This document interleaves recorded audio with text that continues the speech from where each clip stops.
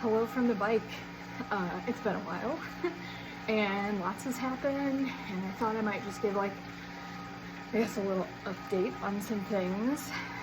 So today I'm wearing my Arthritis Foundation green because I'm going to be talking about the foundation a little bit. As probably many of you know, last year I rode my first California Post Classic, which is a bike ride from San Francisco to Los Angeles.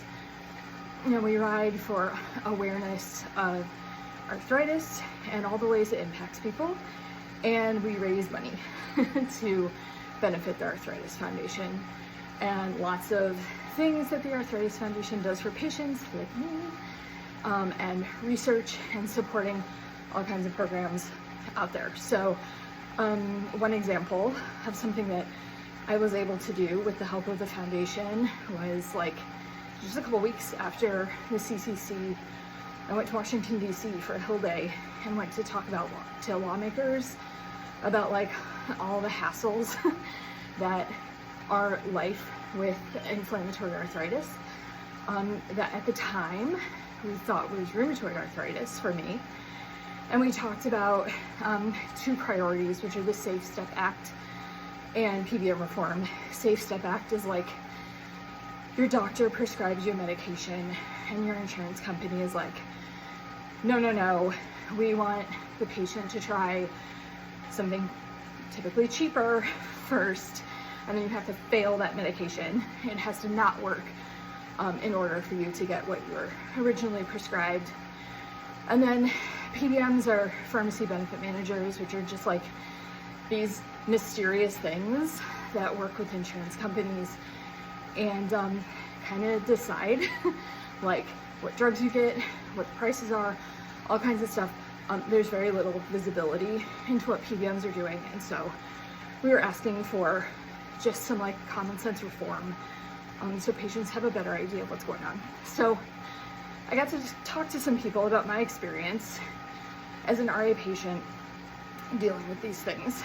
I also was able to participate in several webinars. I led a couple of connect groups, which are support groups for the arthritis community.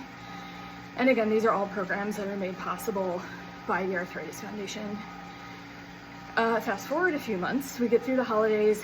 I'm, for personal reasons, unable to see my regular rheumatologist. I'm very far away. Someone was able to get me into an appointment with a doctor in my area.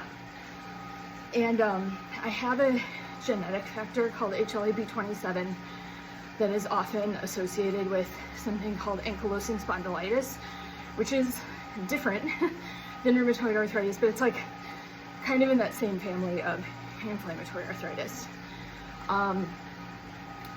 It is very much underdiagnosed in women because I guess traditionally, I'm not really sure what to call it, but historically it has been a male disease. It is diagnosed in men. But I have this antibody, this genetic factor, excuse me, and my bigger joints are affected, not so much my hands and fingers and stuff that is usually what happens with RA.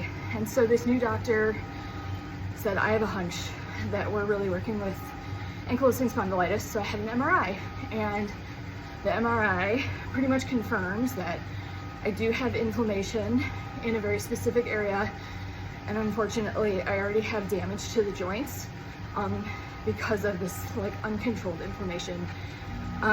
It's in my sacroiliac joints, which are back here. It's where your spine connects to your pelvis. So while my infusion treatment that I was on was doing something, it was helping with my inflammatory markers and my symptoms, my blood work, the inflammatory markers in my blood work have never been normal. They've always been elevated.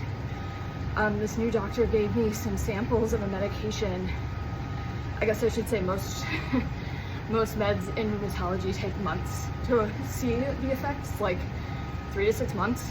I started taking these samples, and within 3.5 weeks one of my inflammation markers was normal and the other one was almost normal, which is I've never even been close, like probably in my whole life, certainly since we've been following these conditions via blood work for the last like 5 years. So this was incredible news. Like, not only do I have about as much confirmation as you're going to get in rheumatology of my condition, we found a medication that's like really working, which again is not always the case. People often spend years and years and years chasing the one that will work for them. I seem to have found this.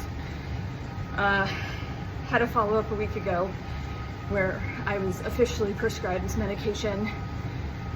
It's been a week, I haven't heard anything. It turns out that my insurance company has rejected my prescription. My doctor has filed an emergency appeal, but we just have to wait and see what happens. So there's a chance it's rejected outright, and then I guess we'll have to try a different medication and see if some rando in a cubicle instead of my doctor thinks that that's an okay treatment for me. So I am pretty angry, but most of all I'm scared. Inflammation and inflammatory arthritis isn't just in your joints, but it affects my heart. I only have one heart and lungs and eyes and skin, and like it is very systemic. It increases all kinds of risk factors like cardiovascular diseases.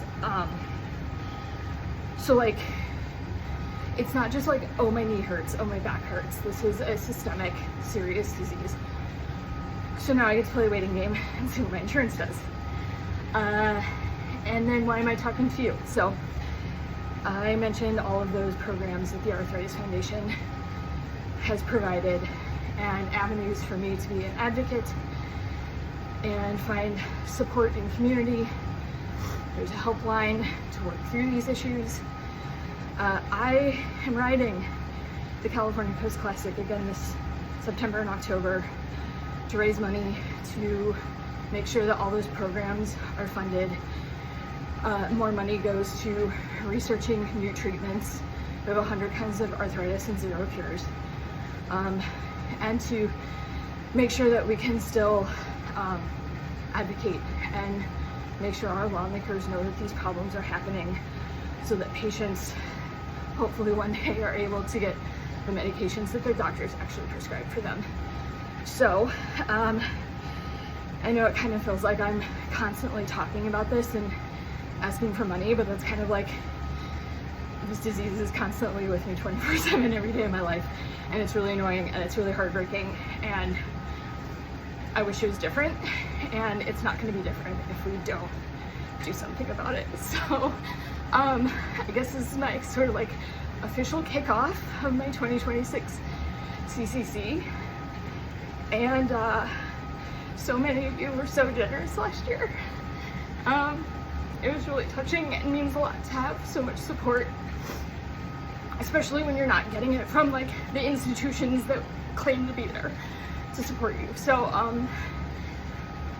I will be pestering everyone again for their support this year, and I'm upping my fundraising a little bit. I'm hoping to raise $8,000 this year, and in the meantime I will be in this very loud basement pedaling away to get ready to ride down the California coast again with many supporters and fellow patients. So thanks for your time, thanks for listening, thanks for your support, and here's to the 2026 CCC.